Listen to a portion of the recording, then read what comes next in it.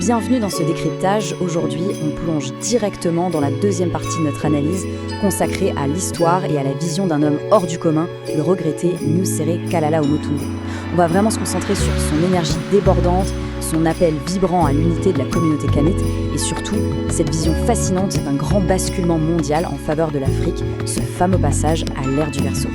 Au menu de cette exploration, on va d'abord parler du phare de Kemet, ensuite on opposera religion et spiritualité kamite, avant d'aborder l'aube du Verseau, son appel crucial à la diaspora, pour finir sur son héritage immortel.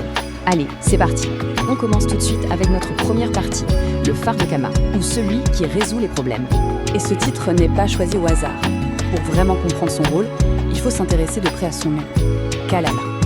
Dans la tradition Congo, un Kalala, c'est l'individu qu'on appelle à la rescousse quand on fait face aux défis les plus complexes, ceux qui sont insolubles.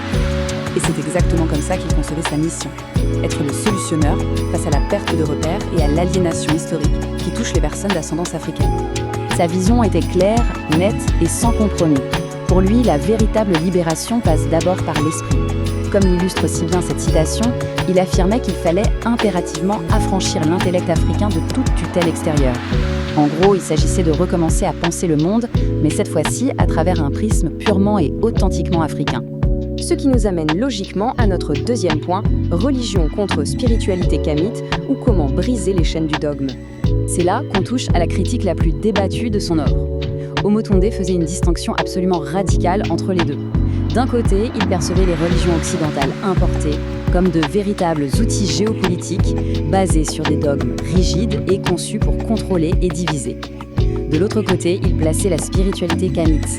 Et attention, il ne voyait pas ça comme une religion, mais plutôt comme une science cosmotellurique, complètement ouverte, sans aucun dogme et entièrement basée sur l'observation de la nature et de l'énergie. Du coup, il rejetait en bloc les étiquettes occidentales, souvent perçues comme réductrices, du genre polythéisme ou animisme. À la place, il définissait le cadre spirituel ancestral africain par un terme très précis, le mono-originisme. L'idée est simple mais puissante. Il existe une seule source créatrice, unique, et absolument tout ce qui compose l'univers n'est en fait qu'un fragment divin de cette même source. Il enseignait avec une énergie incroyable que tout, absolument tout dans l'univers fonctionne par vibration. Nos mots, nos pensées, tout ça émet des fréquences qui ont un impact direct sur notre réalité. C'est pour cette raison qu'il appelait la diaspora à se détacher des religions occidentales qu'il jugeait aliénantes. Le but, se purifier de ces dogmes pour réaligner consciemment sa propre fréquence sur celle de la nature et de la spiritualité ancestrale. Et cette vision énergétique nous conduit tout droit à la troisième partie, l'aube du Verseau, le grand basculement cosmique. Alors, qu'est-ce que c'est exactement cette fameuse ère du Verseau ?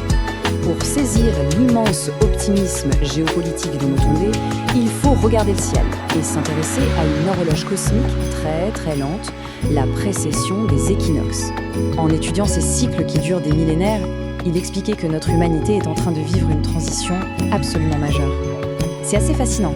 Après l'ère du Taureau, puis celle du Bélier, et enfin l'ère des Poissons qui a débuté autour de l'an 1, nous sommes aujourd'hui, en ce moment même, en train de sortir des turbulences des Poissons pour entrer de plein pied dans l'ère du Verseau. Et selon sa grille de lecture, le contraste entre ces deux ères est total. L'ère des Poissons, c'était le règne de l'injustice, du matérialisme, de l'hégémonie occidentale, de l'illusion et de la division. Mais tout ça, selon lui, est voué à s'effondrer. L'ère du Verseau amènerait avec elle une période d'abondance, de justice, d'harmonie, portée par une énergie féminine et léonine.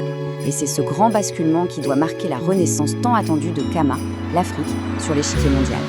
Face à cette opportunité historique, on passe à la quatrième partie, l'appel à la diaspora. Un appel à l'unité et à l'action. Conscient de ce basculement cosmique, son message devenait extrêmement urgent et concret. Il exhortait la diaspora à rejeter en bloc l'aliénation mentale et les paradigmes extérieurs. L'heure n'est plus à l'attentisme. Il faut se réapproprier d'urgence cette science spirituelle kamite, refuser catégoriquement d'être divisé par des étiquettes étrangères et surtout se mettre au travail ensemble pour bâtir un avenir économique et spirituel commun. C'était vraiment le cœur de son combat. Il ne cessait de marteler que la vulnérabilité numéro 1 de la communauté, c'est la division. Une division qu'il analysait comme étant délibérément orchestrée de l'extérieur pour mieux exploiter les richesses du continent.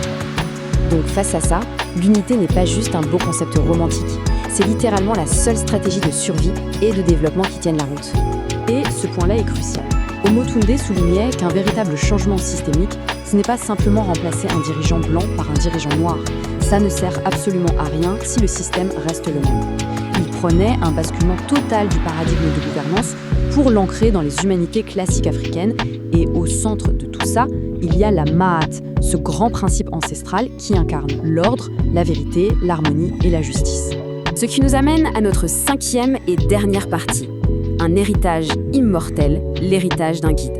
Tragiquement, cette mission vibrante a été stoppée net.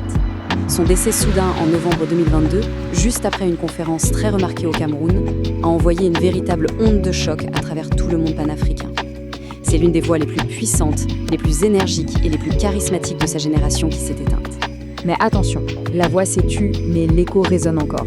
Comme l'a si magnifiquement exprimé le professeur Théophile Obenga lors de son hommage, le travail acharné de Motunde l'a fait entrer directement au panthéon des plus grands penseurs africains. Ses recherches, son appel à l'unité et ses idées sont désormais gravées dans le marbre. C'est un héritage qui, pour le coup, ne mourra jamais. Il nous laisse un véritable plan d'action, une boussole pour la libération intellectuelle. Merci d'avoir suivi ce décryptage de l'héritage d'un homme entièrement dévoué à la renaissance de son continent. La balle est maintenant dans le camp des vivants, et la grande question qui se pose est la suivante. Comment la diaspora va-t-elle s'emparer de ces immenses connaissances pour s'unir, s'organiser et façonner activement cette fameuse nouvelle ère du Verseau ?